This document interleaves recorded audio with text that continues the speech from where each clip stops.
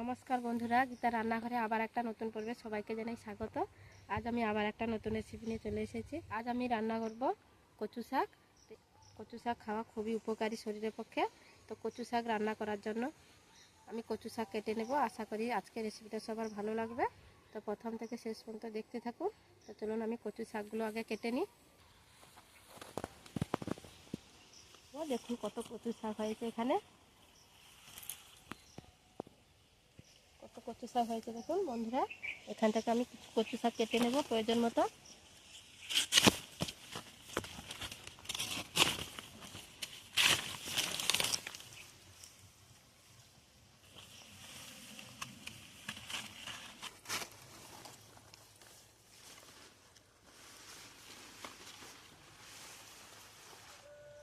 তো দেখুন বন্ধুরা, আমি কচু শাকগুলো কেটে নিয়েছি, চলে যাব রান্নাঘরে।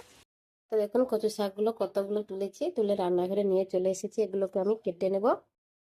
তার জন্য একটা বটি নিয়েছি, আমি বটিতে কেটে নেব। দেখুন কিছু কালো কচু শাক আছে আর কিছু সাদা কচু শাক আছে, দুটোই আমি তুলে নিয়েছি। এগুলোকে ভালো করে কেটে নেব। এবং কচু শাকগুলোকে আমি এইভাবে কেটে নেব ছোট ছোট করে। উপরের আঁশটাকে তুলে দেবো এইভাবে।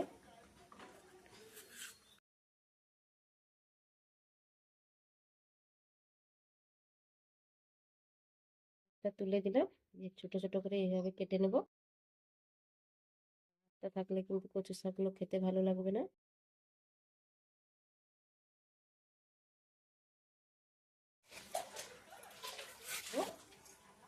কচু ডাঁটা ও শাক আমি একই সঙ্গে নিয়ে নেবো। এই যে নরম নরম কচি শাকগুলো, এগুলো আমি নিয়ে নেব। এখন একদম কচি নরম,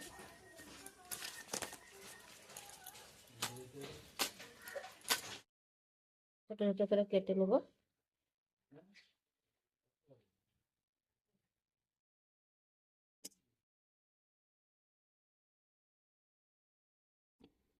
এভাবে আঁশগুলো তুলে দিতে হবে, তুলে দিয়ে ছোটো ছোটো কাটতে হবে। এটা খুব পুরোনো দিনের একটা রান্না।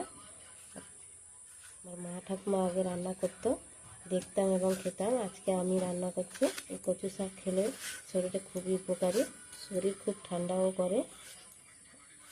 দেখুন কচু শাকগুলো আমার সব কাটা হয়ে গেল। কচু শাক কেটে নিয়েছি, এগুলোকে আমি ধুয়ে নেব। কচু শাকগুলোকে দেখুন ভালো করে ধুয়ে নিয়েছি। এরপর আমি কচু শাকগুলোকে সেদ্ধ করে নেব। এগুলোকে ভালো করে সেদ্ধ করে নিতে হবে আগে।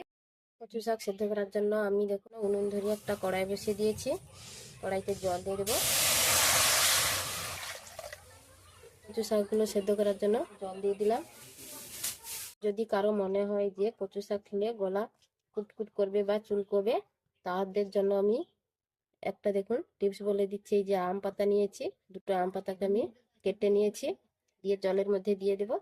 জলের মধ্যে দিয়ে দিয়েছি, এবার কচু শাকগুলো দিয়ে দেবো। দেখুন এক কড়া কচু শাক হয়েছে, এটা কিন্তু সেদ্ধ করার পরে কমে যাবে। কচু শাকগুলো সব আমি দিয়ে দিলাম। একটা ঢাকনা দিয়ে দেবো। ঢাকনা দিয়ে আমি জাল দিয়ে সেদ্ধ করে নেব।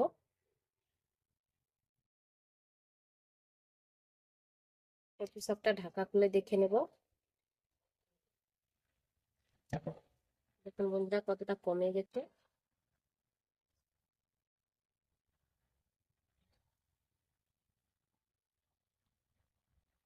আর একটু সেদ্ধ করে নেব, পুরোপুরি সেদ্ধ হয়নি। তো এই পর্যায়ে আমি লবণ দিয়ে দেবো। লবণটা একটু বেশি পরিমাণে দিয়ে দিলাম। আমি এখানে ছোলার ডাল দিয়ে রান্না করব। দেখুন ছোলার ডালটা আগে থেকে ভিজিয়ে রেখেছিলাম 1 ঘন্টা মতো। ছোলার ডালটা ভালো করে ভিজে গেছে, এর মধ্যে দিয়ে দিব। দিলে ভালো করে আরও সেদ্ধ হয়ে যাবে। ছোলার ডালটাও কচু শাকের সঙ্গে সেদ্ধ হয়ে যাবে। ছোলার ডালটা দিয়ে দিলাম, একটু নাড়িয়ে দেব। সব কিছু মিশিয়ে দিয়েছি। আবারও আমি 2 মিনিট তো ঢাকা দিয়ে সেদ্ধ করে নেব। তো বন্ধুরা আবারও ঢাকা খুলে নেব। 2 মিনিট হয়ে গেছে, পুরোপুরি সেদ্ধ হয়ে গেছে। কালারটা দেখে বুঝতে পারছেন কতটা চেঞ্জ হয়ে গেছে। দেখুন কচু শাকটা আমি এই ছিদ্রওয়ালা ঝুড়িতে ঢেলে নেব। তো কচু শাকটাকে আমি ঢেলে নিয়েছি। দেখুন কতটা জল বেরিয়ে গেছে। এই জলটা তাড়াতাড়ি ঝরে যাওয়ার জন্য আমি দেখুন একটা গ্লাস যে আম পাতাগুলো নিয়েছিলাম এগুলো ফেলে দেব। যাদের কচু শাক খাওয়ার ভয় থাকে, গলা চুলকানোর ভয়ে, এই পদ্ধতিতে কচু শাক সিদ্ধ করে নিতে পারেন, তাহলে আর গলা চুলকানোর ভয় থাকবে না। ফেলে দিলাম। এবার আমি চাপ দিয়ে দিয়ে জলটাকে বের করে নেব। তো দেখুন কচু শাকগুলোকে আমি চাপ দিয়ে দিয়ে জল বেরিয়ে করে নিয়েছি। দেখুন কতটা জল পড়ছে দেখুন। এইভাবে কিছুক্ষণ রেখে দিলে জলটা পুরো ঝরে যাবে। এদিকে কড়াইটা ধুয়ে আবার বসিয়ে দিয়েছি। কড়াইতে সরষের তেল দিয়ে দিলাম। কালো জিরে নিয়েছি, দিয়ে দেবো। ফোড়নে কালো জিরে দিয়ে দিলাম। শুকনো লঙ্কা একটা কেটে নিয়েছি, দিয়ে দেবো। শুকনো লঙ্কা দিয়ে দিলাম। দুটো তেজপাতা নিয়েছি, দিয়ে দেবো। গোটা জিরে দিয়ে দেবো। ফোড়নটাকে একটু নেড়ে নেব। নাড়তে নাড়তে দেখুন ফোড়ন থেকে একটা সুন্দর গন্ধ বেরিয়ে এসেছে। এরপর আমি পেঁয়াজ কুচি করে নিয়েছি, দিয়ে দেবো। পেঁয়াজটাকে ভেজে নেবে। দুটো চেরা কাঁচা লঙ্কা দিয়ে দেবো। দেখুন পেঁয়াজটা আমার ভাজা ভাজা হয়ে গেছে। পেঁয়াজটাকে ভেজে নিয়েছি। এই কচু শাকটা আমি দিয়ে দেবো। কচু শাকটা দিয়ে দিলাম। ভালো করে নামিয়ে নেবে, মিক্স করে নেবে। দেখুন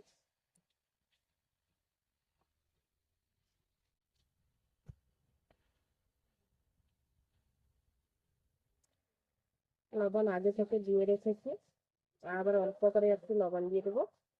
স্বাদের মতো দিয়ে দিলাম। হলুদ গুঁড়ো দিয়ে দেবো। দিয়ে ভালো করে মিশিয়ে নেব। কচু শাকটা দেওয়ার পরে অনবরত নাড়তে হবে। নাড়তে নাড়তে কচু শাকের গায়ে জলটাকে শুকিয়ে নেব। জল সেটা পর্যন্ত এইভাবে রান্না করতে হবে। এখানে কিন্তু কোনোভাবে জল অ্যাড করা যাবে না। এই কচু শাকের রেসিপিটা কিন্তু খেতে খুবই দারুণ লাগে। গরম ভাতের সঙ্গে দুপুরে তো খুবই ভালো লাগে। এটা খুব পুরোনো দিনের রান্না। আগেকার দিনে আমার ঠাকুমা মা রান্না করতো। তো দেখুন নাড়তে নাড়তে অনেকটা জল শুকিয়ে এসেছে। এরপর যে দেখুন আমি অল্প করে চিনি নিয়েছি। চিনিটা দিলে কিন্তু খেতে একটু ভালো টেস্টি হবে, তার জন্য চিনিটা দিয়ে দিলাম। এখানে নাও দিতে পারেন।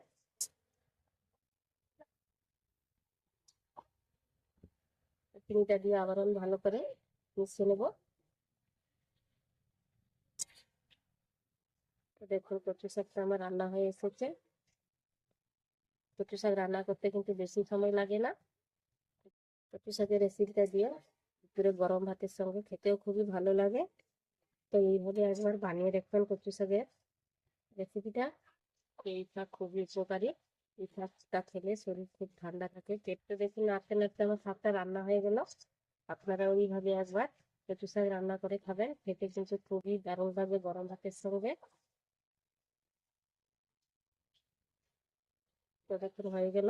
কড়াই থেকে দেখুন একদম ছেড়ে এসেছে, একটু লেগে যায়নি। তো কচু শাকটা আমার রান্না হয়ে গেল পুরোপুরি। এটাকে তুলে নেব। দেখুন কড়াই কচু শাকে কতটা রান্না হয়েছে। আপনাদের যদি বেশি প্রয়োজন হয় তাহলে আরো বেশি পরিমাণে রান্না করে নেবেন। আমি এক কড়াই কচু শাক রান্না করেছিলাম, দেখুন এইটুকুই হয়েছে। কচু শাক রেসিপিটা রেডি হয়ে গেছে, তুলে নেব। কচু শাকটা দেখুন আমি একটা পাত্রে রান্না করে তুলে নিয়েছি। দেখতে দেখুন অসাধারণ হয়েছে। গরম ভাতের সঙ্গে খেতে তো খুবই ভালো লাগে। তো একবার হলে এই কচু শাকের রেসিপিটা বানাবেন। আর যদি ভালো লাগে বন্ধুরা, তাহলে একটা লাইক করবেন, কমেন্ট করবেন, আর বন্ধুদের সঙ্গে শেয়ার করবেন। আর আমার চ্যানেলটাকে সাবস্ক্রাইব করে আমার পাশে থাকবেন নতুন নতুন এইভাবে রেসিপি পাওয়ার জন্য। তো বন্ধুরা আজকে এই পর্যন্ত, আবার আসবো একটা নতুন ভিডিও নিয়ে। সবাই ভালো থাকবেন, সুস্থ থাকবেন।